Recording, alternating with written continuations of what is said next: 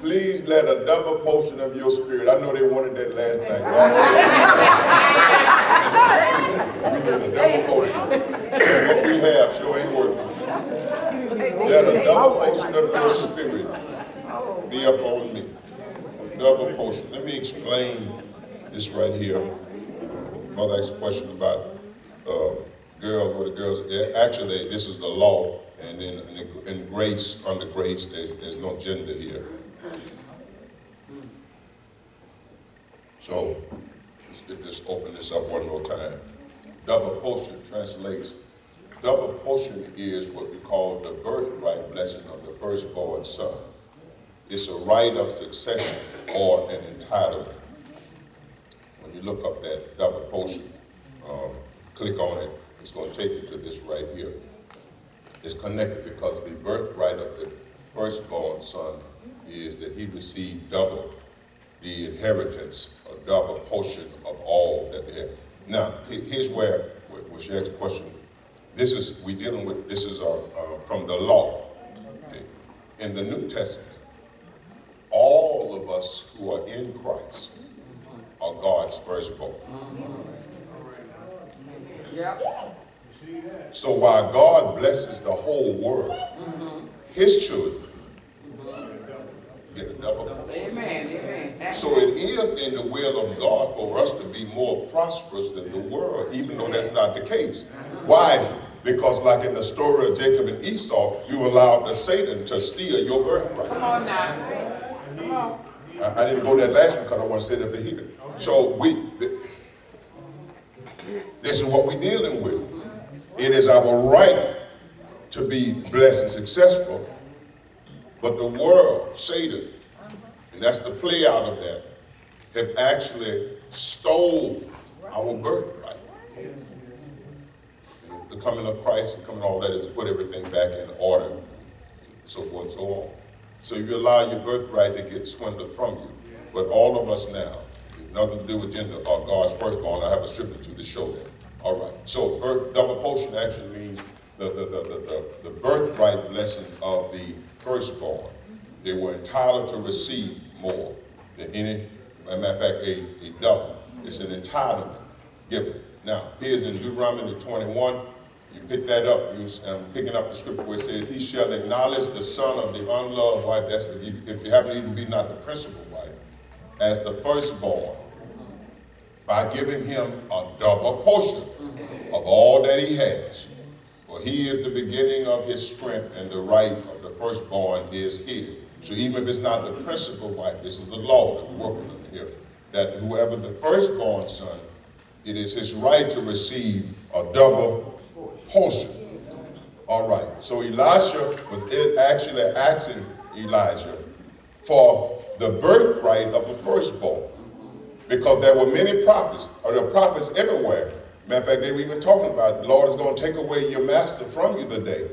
And he said, I know that, hold your peace. So he asked his master, give me the blessing of a firstborn. Make me your principal child. So that the blessing will show that I'm more blessed than all the rest, even though they are blessed. So a double portion here actually means what? Twofold increase. Or look what it says, or twice blessed. Now I'm going to go somewhere with that just right quick, and then we can move quick after this. So the double portion is the birthright blessing of the firstborn. Translate, it actually means twofold increase. Come on, say, God, give me a twofold increase. God, give me a twofold. Come on, I'm going to work right here now. I'm going somewhere else. Stay with me right here. Come on, say twofold increase. I told y'all, you can sit there if you want to. I want all that God has. So it is my right of succession. As a child of God, it is my entitlement to receive the favor of God.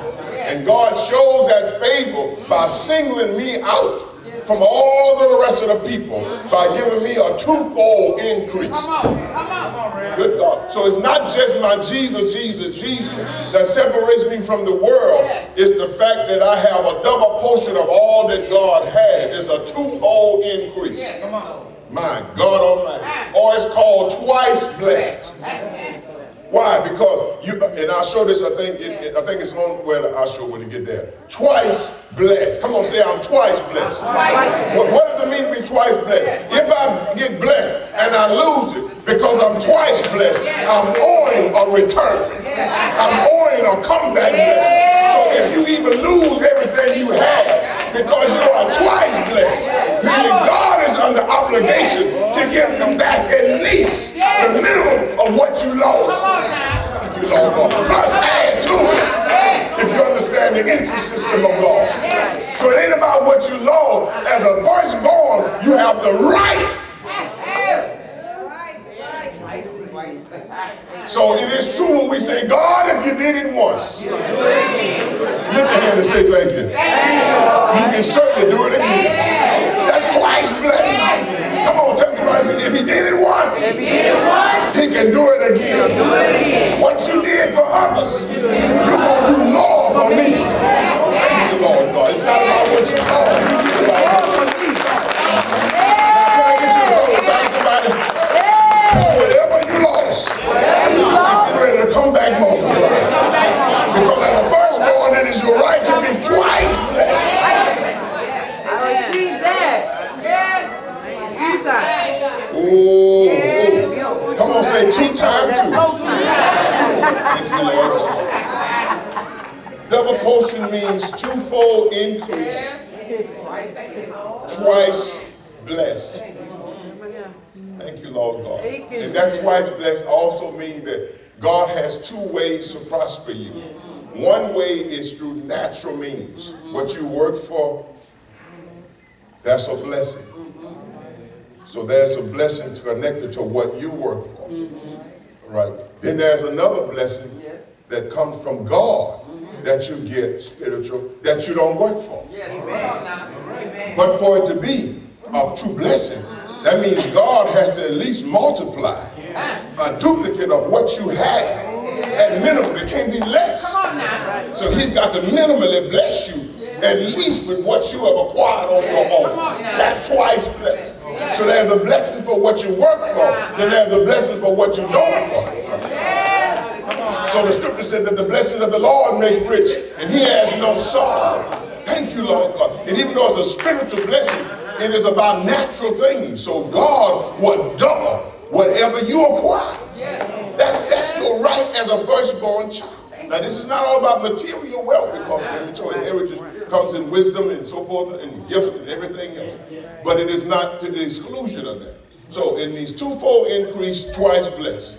All right, here's some scriptures to back up. Okay, Job's first blessing was what he acquired on his own. Thank you, Jesus. It's what he worked for. And he was very, very rich. More than anybody else in the land. It's what he acquired on his own. So God had no problem with letting the devil take it. Because as a firstborn, hey. Twice blessed. So he worked for, that's a natural accumulation of what you work for. All right, in 42 though, look what it says. At the end, now Job still don't have nothing. It says, and the Lord restored. He didn't work for this. He worked for what he had. Thank you, Lord God. And what God gives you, Jesus said, him I hold in my hand. No devil in hell can pluck him out. Thank you, Lord God. See, God Almighty, he can take what you work for. That's why the scripture says, don't lay up too much treasure in earth, where moth and robbers can steal. But put your treasures in heaven. When you put your faith in God, what God gives you, can't no man take away. What God gives you, the devil can't put his hands on it. When God blesses you, it's forever blessed. Thank you, Lord. Man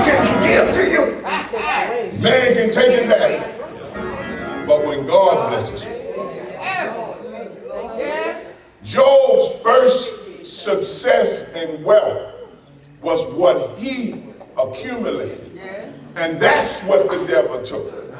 But because he was God's firstborn, and according to that, he receives entitled to a double portion, twice blessed, and twofold. At the latter end, the last chapter, it says, it didn't say Job restored.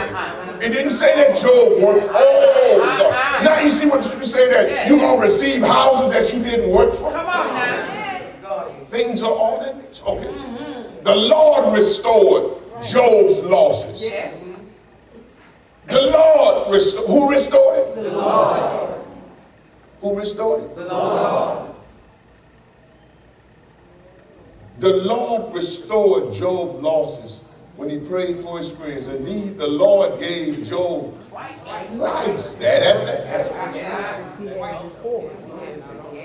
as much as he had before. Yes. God did it. You know that song say God did it?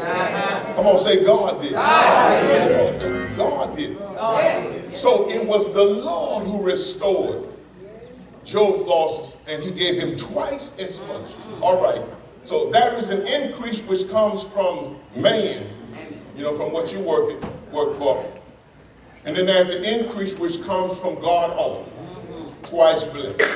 Nothing what you accumulate. So you work to accumulate. That's good, because God will bless you in proportion and commiseration to what you also do as well. At least minimum. The minimum. So there's an increase which comes from man. And then there's also an increase which comes from God only. All right, in Genesis 48, look what it says. So he, meaning Jacob, blessed them that day, saying, he's talking about Joseph's sons, by you Israel will bless, saying, may God make you as Ephraim and Manasseh. Now, we always say that those are names, but Joseph named his sons in proportion to what he had experienced in life. So because he came out and was sold by his brothers, his son's name reflected that. All right, so he says, by you Israel will bless, saying, may God make you as Ephraim and Manasseh. Come on, say Ephraim and Manasseh. Now tell somebody, may God make you, as Ephraim and Manasseh.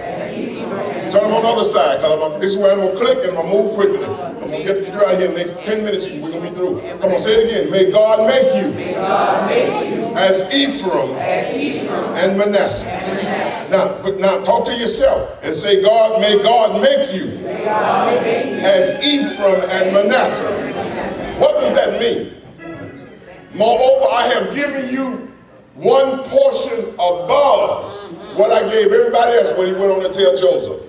What does that Ephraim Manasseh mean? Translate, click on it, look it up. That's why I underline it. Ephraim means twice blessed, twofold increase, double,